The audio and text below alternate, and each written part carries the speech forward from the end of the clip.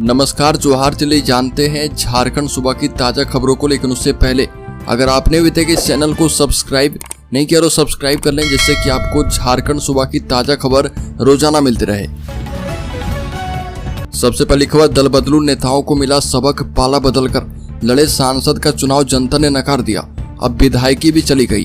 बता दें कि झारखंड विधानसभा अध्यक्ष ने दल बदल रोधी कानून के तहत 2 विधायकों को अयोग्य ठहरा दिया है और यह आदेश 26 जुलाई से प्रभावी हो चुका है। झारखंड मुक्ति मोर्चा के लोबिन हेम्ब्रम और कांग्रेस के जयप्रकाश भाई पटेल को सदन से अयोग्य ठहराने का आदेश जारी किया गया और एक अधिकारी ने बताया कि झारखंड मुक्ति मोर्चा ने लोबिन हेम्ब्रम और भारतीय जनता पार्टी ने जयप्रकाश भाई पटेल के खिलाफ दल बदल रोधी कानून के तहत कार्रवाई शुरू करने की मांग उठाई थी और अब ये दोनों सांसद तो नहीं बन पाए और अब विधायकी भी चली गई।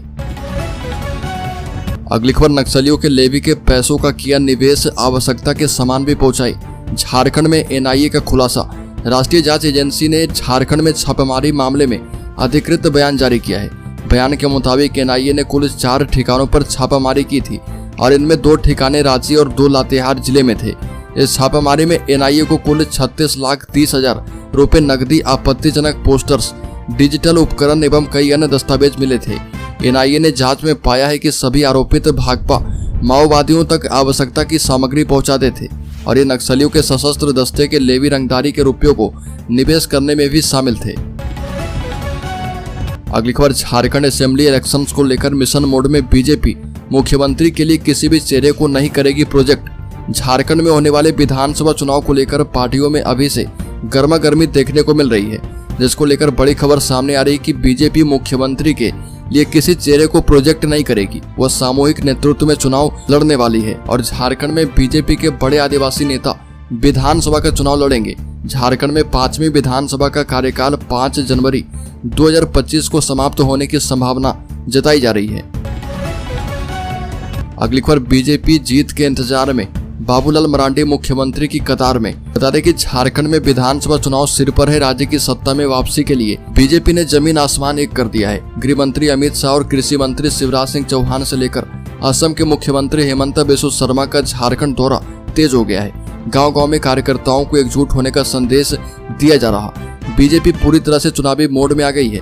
हालांकि पार्टी ने मुख्यमंत्री फेस के सवाल पर अब तक चुप्पी साध रखी है, पर बीजेपी का प्रदेश अध्यक्ष होने के नाते बाबूलाल मरांडी के लिए लोकसभा के बाद होने जा रहा ये विधानसभा चुनाव दूसरी अग्नि परीक्षा साबित होने वाला है। अगली खबर, टिकट बंटवारे पर कांग्रेस की स्ट्रेटजी तय, इन नेताओं को मैदान में उतारने की तैयारी। झारखंड प्रदेश कांग्रेस कमेटी के प्रभारी गुलाम अहमद मीर ने सभी विधायकों के साथ बैठक में स्पष्ट कर दिया कि चुनाव किसी भी वक्त हो सकता है और इसके लिए उन्होंने सभी को तैयार रहने की हिदायत दी है। कांग्रेस की वह आशंका है कि निर्धारित समय से पूर्व चुनाव करवाए जा सकते हैं और प्रदेश कांग्रेस प्रभारी के निर्देश से एक बात और भी स्पष्ट होता दिख रहा कि कांग्रेस अपने ज्यादातर विधायकों को फिर से टिकट देकर मैदान में उतारेगी। अगली खबर, झारखंड में बड़े पैमाने पर वीडियो का तबादला, ग्रामीण विकास विभाग ने जारी की अधिसूचना। झारखंड में तबादलों का दौर जारी है। ग्रामीण विकास विभाग ने बड़े पैमाने पर प्रखंड विकास पदाधिकारी का तबादला किया है। विभाग ने इसको लेकर अधिसूचना भी जारी कर दी। झारखंड में कुल 61 वीडियो के तबादले की लिस्ट जारी की गई है। बोकारो के रहने वाले चंद्रदेव प्रसाद को पलामू से चंदवारा कोडरमा भेजा गया है। वहीं गुमला की रहने वाली नुपुर कुमारी को करमाटाड़, विद्यासागर, जामताड़ा से कटक मसांडी, हजारीबाग भेजा गया है। वहीं लोहरदगा के रहने वाले अमित कुमार को किरेडारी भेजा गया है और कुल मिलाकर 61 प्रखंड विकास पदाधिकारी का ट्रांसफर किया गया है। अगली खबर, झारखंड हाईकोर्ट कैंपस में जलजमाव पर कोर्ट नाराज, सरकार से मांगी रिपोर्ट। बता दें कि झारखंड हाईकोर्ट की पार्किंग और कैंपस के अन्य हिस्सों में जलजमाव पर कोर्ट ने गहरी नाराजगी जताई है। हाईकोर्ट की बिल्डिंग को लेकर दायर एक जनहित याचिका पर सुनवाई करते हुए कोर्ट ने राज्य सरकार से कहा कि लंबे वक्त से बिल्डिंग के निर्माण की मांग हो रही थी। बड़ी रकम खर्च करके बिल्डिंग और कैंपस का निर्माण करवाया गया है। इसके बाद भी बारिश के पानी का जिस तरह भारी जमाव देखने को मिला है वो बेहद निराशाजनक है। कोर्ट ने राज्य सरकार को आदेश दिया कि बिल्डिंग और कैंपस में rain water harvesting system install किया जाए।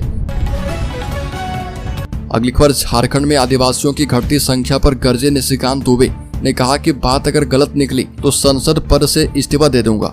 झारखंड की गोड्डा सीट से भाजपा सांसद निशिकांत दुबे ने प्रदेश में घट रही हिंदू आबादी, बढ़ रहे बांग्लादेशी घुसपैठ, धर्मांतरण और एनआरसी का मुद्दा लोकसभा में उठाया।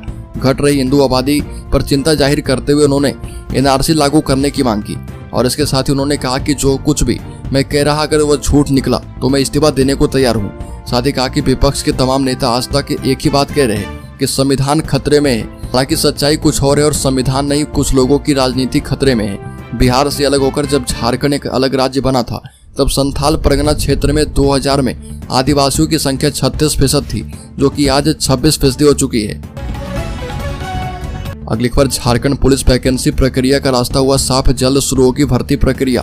झारखंड पुलिस भर्ती के लिए आवेदन किए युवाओं के लिए अच्छी खबर है। आने वाले कुछ दिनों में भर्ती प्रक्रिया शुरू होने वाली है। हेमंत सोरेन कैबिनेट में झारखंड पुलिस अंतर्गत होने वाले शारीरिक दक्षता परीक्षा के आयोजन के लिए RFID, CHIP एवं अन्य इलेक्ट्रॉनिक उपकरण के उपयोग के निमित्त सेवा प्रदाता firm MS timing technologies India private limited को चयनित किए जाने की मंजूरी दे दी गई है, जिससे भर्ती प्रक्रिया शुरू होने का रास्ता साफ हो गया है। अगली खबर, झारखंड में कॉमरेड जया हेम्ब्रम सहित 3 लोगों की गिरफ्तारी के विरोध में भाकपा माओवादियों की ओर से 25 जुलाई को झारखंड बिहार बंद बुलाया गया। IG ऑपरेशन होमकर ने कहा कि नक्सली बंदी देखते हुए पुलिस मुख्यालय ने राज्य के सभी जिलों के SP को अलर्ट कर दिया है। IG ऑपरेशन ने बताया कि नक्सली रेलवे ट्रैक, पुल पुलिया, सुरक्षा कैंप, थाना या फिर पुलिस पर हमला कर सकते हैं। इस कारण नक्सल प्रभावित इलाके में सुरक्षा के दृष्टिकोण से संवेदनशील इलाके में विशेष सतर्कता बरती जाए और पुलिस के सभी सुरक्षा कैंप, पिकेट और थाने विशेष निगरानी एवं पेट्रोलिंग करें। अगली खबर, झारखंड में आदिवासियों के धर्मांतरण पर हाईकोर्ट ने राज्य और केंद्र सरकार से पूछा सवाल, कहा कि इसे रोकने के लिए क्या कर रहे। झारखंड में आदिवासियों के धर्मांतरण रोकने की मांग को लेकर दायर एक जनहित याचिका पर सुनवाई करते हुए हाईकोर्ट ने केंद्र और राज्य सरकार से जवाब मांगा है। कोर्ट ने दोनों सरकारों से पूछा है कि झारखंड के किन जिलों में आदिवासी का धर्मांतरण किया जा रहा और अब तक कितनों को धर्मांतरित किया गया है। कोर्ट ने यह भी बताने को कहा कि इसे रोकने के लिए क्या कार्रवाई की जा रही। कोर्ट ने दोनों सरकारों को स्टेटस रिपोर्ट दाखिल करने का निर्देश देते हुए मामले की अगली सुनवाई की अगली तारीख 27 अगस्त तय कर दी है। बता दें कि जनहित याचिका सोमा उरांव नामक शख्स की ओर से दाखिल की गई, जिसमें बताया गया कि चंगाई सभा जैसे आयोजन के माध्यम से आदिवासियों को प्रलोभन देकर धर्मांतरित करवाई जा रहा। अगली खबर, कोल्हान प्रमंडल के बच्चे अब मिड डे मील में खाएंगे देसी सुपर फूड। सरकारी स्कूलों में मध्याह्न भोजन बनाने वाले रसोइयों को अब स्वच्छ एवं पौष्टिक भोजन बनाने की ट्रेनिंग दी जाएगी। प्रशिक्षित शेफ उन्हें ट्रेनिंग देंगे ताकि वो स्थानीय साग सब्जियों का इस्तेमाल करके देसी सुपर फूड बना पाए। स्कूलों में तैनात रसोइयों की ट्रेनिंग के लिए Jharkhand state mid day meal authority ने ट्रेनर नियुक्त करने की कवायद शुरू कर दी है। मिड डे मील अथॉरिटी की ओर से ट्रेनिंग एजेंसी को नियुक्त करके स्कूल के मुताबिक ट्रेनिंग सत्र आयोजित किए जाएंगे। अगली खबर, झारखंड विधानसभा चुनाव पर बीजेपी की भविष्यवाणी। अमर बौरी ने कहा कि यह झारखंड विधानसभा का अंतिम सत्र है। हम इस सत्र में उन तमाम भूले वादों को याद दिलवाएंगे, चाहे कानून व्यवस्था जितने भी इन्होंने तानाशाही रवैया अपनाकर सहायक पुलिसकर्मी, पैरा शिक्षक पर लाठियां बरसाने का काम किया है, लूट मचाया है, झारखंड को पीछे किया है, झारखंड को भ्रष्टाचार में नंबर 1 राज्य बना दिया है। इन सारे विषयों में विधानसभा में सरकार से जवाब मांगेंगे और विधायक दल की बैठक में बात करेंगे। अगली खबर, झारखंड हाईकोर्ट ने पूछा कि किन किन जिलों में आदिवासी समुदाय के लोगों का धर्मांतरण किया गया है। झारखंड के अलग अलग जिले में आदिवासी समुदाय के लोगों का धर्मांतरण रोकने के लिए दाखिल जनहित याचिका पर झारखंड हाईकोर्ट में सुनवाई की गई। सुनवाई के दौरान कोर्ट ने राज्य सरकार और केंद्र सरकार से यह पूछा है कि किन किन जिलों में आदिवासी समुदाय के लोगों का धर्मांतरण किया गया है और इसे रोकने के लिए क्या क्या कार्रवाई की गई। इस मामले की अगली सुनवाई 27 अगस्त को होगी और इस संबंध में सोमा उरांव की ओर से जनहित याचिका दाखिल की गई है। याचिका में कहा गया कि चंगाई सभा के नाम पर आदिवासी समुदाय के लोगों को प्रलोभन देकर दूसरे धर्म में शामिल करवाया जाता है।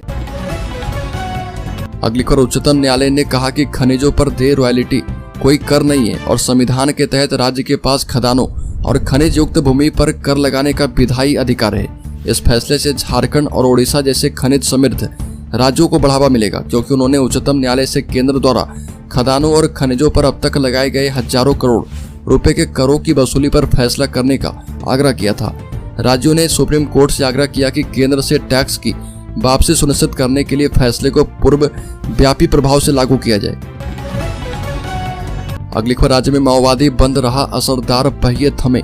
माओवादी के द्वारा आहूत बिहार झारखंड बंद का खासा असर रहा। मनोहरपुर में बंद की वजह से यहाँ की दुकानें, व्यावसायिक प्रतिष्ठानें, बैंक, पेट्रोल पंप एवं अन्य कई सरकारी और गैर सरकारी कार्यालयों में ताले लटके रहे। वहीं सेल की चिड़िया माइंस में लौह अयस्क के उत्पादन और परिवहन भी प्रभावित हुए हैं। बता दें कि मनोहरपुर से रांची, सिमडेगा, जमशेदपुर, चाईबासा, कीरीबुरू, जामदा, गुमला, राउरकेला को आने जाने वाली बसों के पहिए भी थमे रहे। अगली खबर राज्य के पलामू जिले में पत्नी के सामने पति की हत्या। पलामू में पत्नी के सामने अपराधियों ने पति की हत्या कर दी। मामला पांकी थाना क्षेत्र का है। नकाबपोश अपराधियों ने घर में घुसकर अजय चंद्रवंशी का गर्दन धारदार हथियार से रेत दिया। हत्या का आरोप उसके भाई पर लग रहा। हालांकि पुलिस कई बिंदुओं पर जांच कर रही है और अजय इमली चौक पर नाश्ता का ठेला लगाकर परिवार चलाता था। अजय की पत्नी अमृता देवी के मुताबिक रात 12:30 बजे के करीब अजय पेशाब करने बाहर निकला था और इसी दौरान 2 अपराधियों ने उन पर हमला कर दिया। भागकर घर में आए और मुझे उठाया। तब तक नकाबपोश अपराधी भी पीछा करते हुए घर में घुस चुके थे। अगली खबर झारखंड के शेयर होल्डर्स इन्वेस्टर्स के लिए बड़ी खबर। अडानी ग्रुप की कंपनी अडानी ग्रीन एनर्जी को वित्त वर्ष 2024-25 की पहली तिमाही में 629 करोड़ रुपए का शुद्ध मुनाफा हुआ। सालाना आधार पर इसमें 94% की बढ़ोतरी दर्ज की गई है। एक साल पहले की समान तिमाही में कंपनी ने 323 करोड़ रुपए का नेट प्रॉफिट दर्ज किया था। अप्रैल-जून तिमाही में कंपनी ने 3122 करोड़ रुपए की कमाई की है और एक साल पहले यानी वित्त वर्ष 2023-24 की पहली तिमाही में कंपनी की आय 2550 करोड़ रुपए रही थी।